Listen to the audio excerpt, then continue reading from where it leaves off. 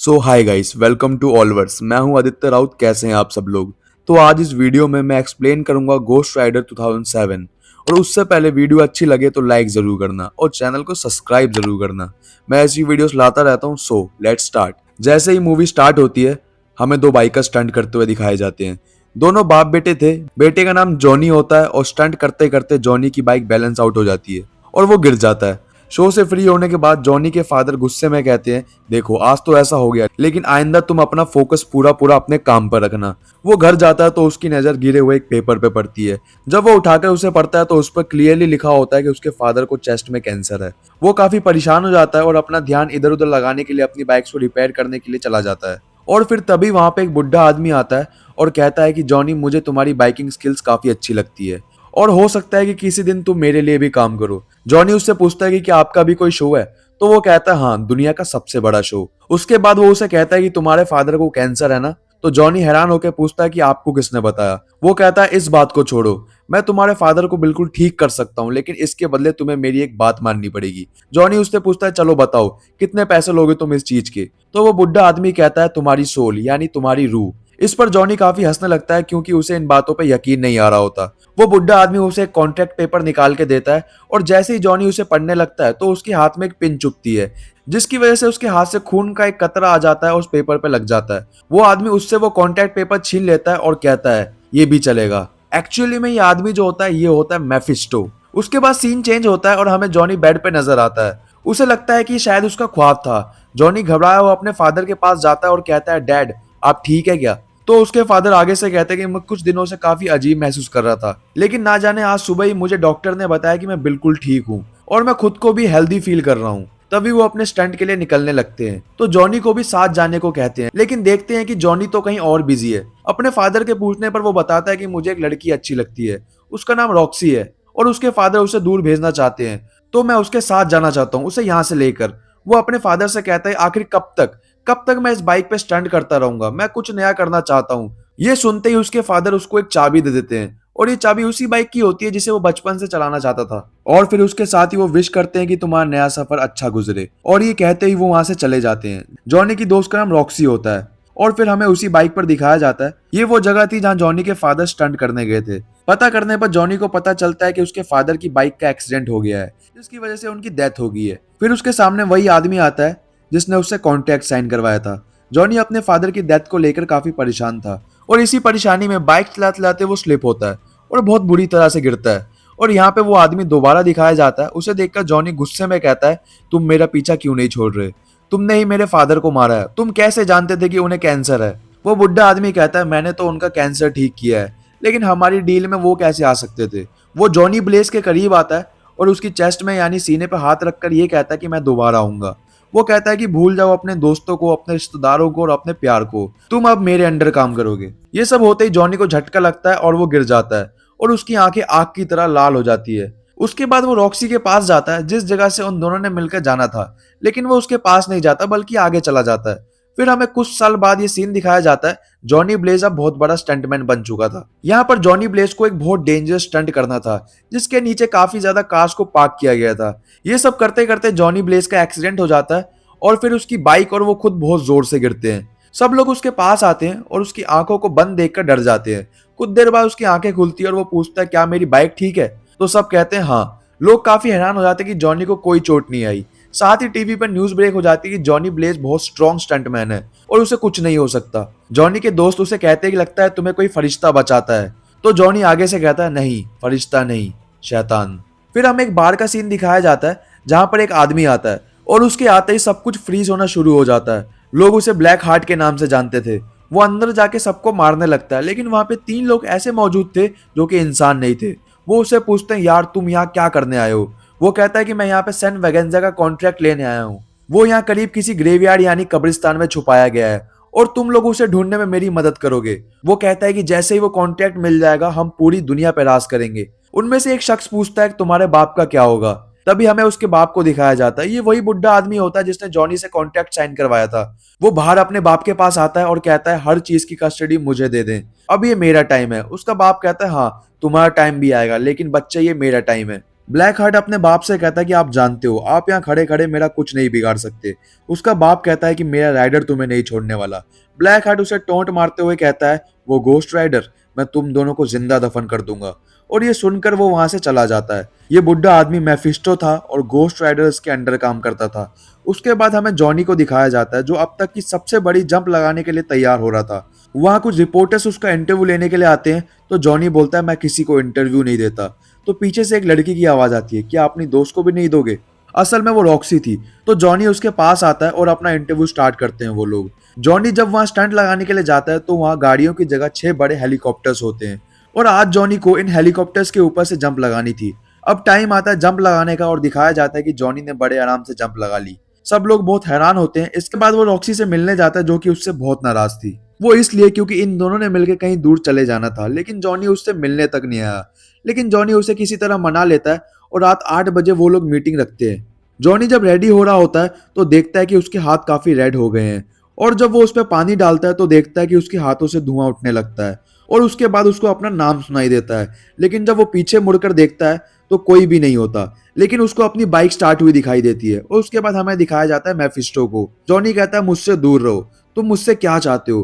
तो वो आगे से कहता है, ऐसा तो कभी नहीं हो सकता कि मैं तुमसे दूर रहूं। मैं इतने साल तुम्हारे साथ था, लेकिन अब वो वक्त आ चुका है कि मैं तुमसे अपना काम करवाऊं। एक ब्लैक हर्ट नाम के बंदे को ढूंढो और उसे मार डालो। जॉनी उसे कहता है, हाँ मैं ये कभी नहीं करूंगा। तुम खुद क्यों नहीं कर लेते हो? बुढ़ा शैतान उसे कहता है, ऐसा तो हो ही नहीं सकता। तुम मेरा काम करोगे क्योंकि तुमने कॉन्ट्रैक्ट साइन किया है और जैसे ही काम हो जाएगा मैं तुम्हें तुम्हारी सोल वापस कर दूंगा। जॉनी अपनी बाइक को स्टार्ट करने की कोशिश करता है लेकिन वो स्टार्ट नहीं होती।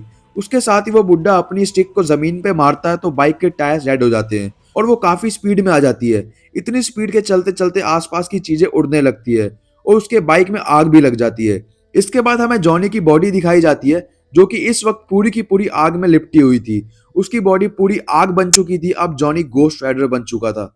इसके साथ ही वो ब्लैक हर्ट के पास जाता है और कहता है, तुम रूल ब्रेकर हो, तुमने अच्छा नहीं किया रूल तोड़कर, तो तुम वापस जहन्नुम में चले जाओ।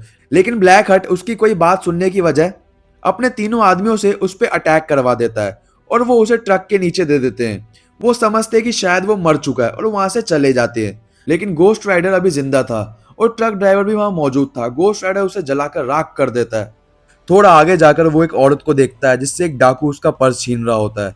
वो उस औरत को सेफली उससे छुड़वाता है और उसको पकड़कर कहता है, तुमने आज तक जिन जिन लोगों को मारा और लूटा है उन सब लोगों का दर्द मेरी आंखों में देखकर महसूस करो।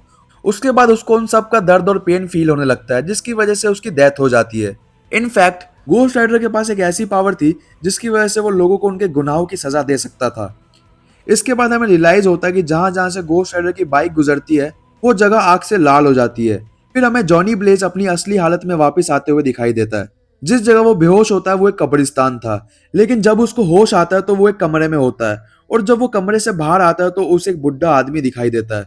वो कब्रिस्तान का केयर टेकर था। वो बुढ़ा आदमी जॉनी ब्लेज से कहता है, जो कल हुआ वो आज दोबारा होगा। जॉनी उससे कहता है कि कौन हो तुम? वो उसे कहता है कि मैं जो भी हूँ, लेकिन मैं ये जानता हूँ कि तुम गोस्ट राइडर हो और मेरी मदद के बगैर तुम ज्यादा देर जिंदा नहीं रह सकते हो। गोस्ट राइडर कहता है कि नहीं, मैं अब किसी की मदद नहीं लेना चाहता। तो वो बुढ़ा आदमी उसे कहता है, तुमने कॉन्ट्रैक्ट साइन किया है तो उसे निभाना तो पड़ेगा ही। बुढ़ा आदमी उसे बताता है कि तुम दिन में जॉनी ब्लेज और रात में घोस्ट राइडर बन जाओगे। वो पूछता है, क्या इससे पहले कोई घोस्ट राइडर था? तो बुढ़ा आदमी कहता है, हाँ, आज से 150 साल पहले एक गांव सैन वेगेंजा में रहने वाला एक बंदा घोस्ट राइडर बना था।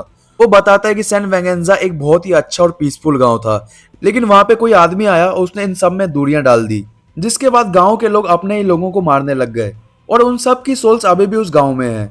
जॉनी उससे पूछता है कि इन सब से ब्लैक हार्ट का क्या कनेक्शन है? तो बुढ़ा आदमी बड़ा हैरान होकर पूछता है, क्या तुम उसके पीछे हो? तो जॉनी बताता है कि हाँ, उसके साथ और भी लोग हैं। तो बुढ़ा आदमी बताता है कि वो सब पहले फरिश्ते थे जिन्हें जमीन पर निकाल दिया गया था और अब वो इंतजार में है कि दुनिया कब खत्म हो। बुढ़ा आदमी उसे कहता है कि तुम यहाँ पर सेफ हो क्योंकि वो खुद के घर में दाखिल नहीं हो सकते। जॉनी उसे कहता है, ठीक है, आपने मुझे बताकर अच्छा किया, मैं शैतान का शिकारी हूँ, लेकिन मैं यहाँ नहीं रुक सकता। जॉनी जब वापस आता है तो देखता है पूरा का पूरा शहर तबाह हो चुका है, रोड्स टूट चुकी है और किसी को कुछ भी नहीं पता कि ये सब किसने किया। फिर उसे अपनी दो रॉक्सी दिखाई देती है जो कि किसी का इंटरव्यू ले रही थी, लेकिन यहाँ पर वो जॉनी से बहुत ज्यादा नाराज होती है क्योंकि इस बार भी वो उससे मिलने नहीं आया और वो वहां से चली जाती है। उसके बाद जॉनी अपने घर आता है, गोस्ट राइडर पे लिखी हुई किताबें पढ़ता है उसमें ये लिखा होता है अगर वो चाहे तो अपनी आग को मिटा सकता है, यानी उसे कंट्रोल कर सकता है। और फिर जॉनी उसी तरह ट्राई करता है, वो अपने हाथ से आग बाहर निकालता है और वो उसके कंट्रोल में भी आ जाती है। उसके बाद रॉक्सी दोबारा आती है जॉनी के पास और कहती है आई एम सॉरी, मैं इस तरह तुमसे बात नहीं करना चाहती थी, और जॉनी के कमरे में लगी हुई दोनों पिक्चर्स वो देख लेती है। लेकिन जॉनी उसे कहता आओ मैं तुम्हें गाड़ी तक छोड़ देता हूँ। जॉनी ये सब नहीं करना चाहता था, लेकिन उसे ये सब करना पड़ा। अब रात हो रही थी और घोस्ट राइडर बनने का टाइम आ रहा था। रॉक्सी जॉनी से कहती है तुम्हारे साथ दिक्कत क्या है, तुम चाहते क्या हो। जॉनी उसे बताता कि अगर मैं तुम्हें सच बता दिया तो तुम मेरे साथ रहना पसंद नहीं करोगी। रॉक्सी उसे कहती है तुम एक बार बोल के तो देखो। जॉनी उसको सब कुछ सच सच बता देता है, लेकिन रॉक्सी को इस बात पे बिलीव ही नहीं होता और वो वहां से चली जाती है। सिटी में जो इतनी ज्यादा तबाही हुई थी उन सबका रिस्पॉन्सिबल पुलिस जॉनी ब्लेज को समझती है और उसे अरेस्ट करके जेल में बंद कर देती है। लेकिन जैसे ही रात होती है वो जेल की रॉड्स को मेल्ट कर देता है और वहां से बाहर निकल जाता है और अब वो ब्लैक हार्ट से मिलने के लिए निकल जाता है। ब्लैक हार्ट को जब ये पता चलता है तो वो अपने आदमियों से कहता है जाओ उसे रोको जाकर, और दूसरी तरफ से भी पुलिस भी घोस्ट राइडर का पीछा कर रही होती है। यहाँ पर ये सीन क्रिएट होता है, ब्लैक हार्ट का एक आदमी घोस्ट राइडर को बुलाकर भागने लगता है। अब घोस्ट राइडर भी उसके पीछे भागने लगता है और घोस्ट राइडर के पीछे पुलिस होती है। यहाँ पर एक बिल्डिंग आती है और घोस्ट राइडर सीधा अपनी बाइक से बिल्डिंग के ऊपर चढ़ने लगता है, जिसे देखकर लोग काफी डर जाते हैं और हैरान भी होते हैं। ये सब कुछ रॉक्सी भी देख लेती है और अब उसे यकीन होने लगता है शायद जॉनी सच बोल रहा था। बिल्डिंग के ऊपर पहुंचते ही घोस्ट राइडर ब्लैक हार्ट के आदमी को पकड़ लेता है, लेकिन उसे कोई फर्क नहीं पड़ता क्योंकि उसके पास हवा की पावर थी। लेकिन साथ ही घोस्ट राइडर अपनी चैन निकालता है और उसमें अपनी आग भरकर उसके इर्द गिर्द लपटे शुरू कर देता है, जिसकी वजह से वो वहीं पर जलकर मारा जाता है। इसके बाद जॉनी दोबारा से उस आदमी के पास जाता है जिसने उसे घोस्ट राइडर के बारे में बताया था। जॉनी उससे पूछता है कि ये सब खत्म कैसे होगा, तो वो उसे बताता है कि ये सब ब्लैक हार्ट को मारते ही खत्म हो जाएगा। वो आदमी उसे ग्रेव में ले जाता है जहां पर स्ले लिखा हुआ था। वो बताता है कि ये भी एक घोस्ट राइडर था और सैन वेंगेजा में जो सोल्स का कांटेक्ट हुआ था उसके मुताबिक इसे भेजा गया था सोल्स को लाने के लिए। लेकिन जब इसने देखा कि यहाँ पे काम बहुत मुश्किल है तो इसने ये कॉन्ट्रैक्ट ब्लैक हार्ट को नहीं दिया और वहां से लेकर भाग गया। ब्लैक हार्ट इस कॉन्ट्रैक्ट को पाना चाहता है क्योंकि इसकी वजह से वो बहुत ज्यादा पावरफुल हो जाएगा। अब जॉनी ब्लेज रॉक्सी के पास जाता है, लेकिन वहां पे ब्लैक हार्ट पहले से मौजूद होता है।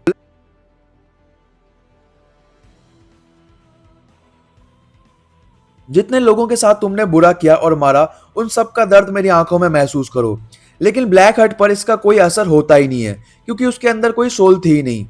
अब ब्लैक हार्ट सोल्स का कांटेक्ट हासिल कर लेता है और उन्हें अपने अंदर समा लेता है। घोस्ट राइडर ब्लैक हार्ट से दोबारा लड़ता है। रॉक्सी ब्लैक हार्ट पे शूट करती है जिससे वो डिस्ट्रैक्ट हो जाता है। जॉनी अपने आग वाले हाथों से ब्लैक हार्ट के टुकड़े टुकड़े कर देता है, लेकिन ब्लैक हार्ट फिर से जुड़ जाता है। एंड में घोस्ट राइडर उसके पास जाता है और कहता है जितने भी सोल्स को तुमने अपने अंदर लिया है उन सब का दर्द महसूस करो। इतनी सारी सोल्स होने की वजह से ब्लैक हार्ट को वो दर्द बर्दाश्त ही नहीं होता और उसकी वहीं पर डेथ हो जाती है। इसके बाद ब्लैक हार्ट का फादर मेफिस्टो आता है और जॉनी से कहता है अब तुम आजाद हो, एक नॉर्मल लाइफ जी सकते हो। लेकिन जॉनी मना कर देता है और कहता है इन पावर को मैं तुम्हारे अगेंस्ट यूज करूंगा। मूवी के एंड में घोस्ट राइडर गायब हो जाता है। तो ये थी गाइस घोस्ट राइडर मूवी की फुल स्टोरी। अब मिलते हैं नेक्स्ट वीडियो में, तब तक के लिए बाय।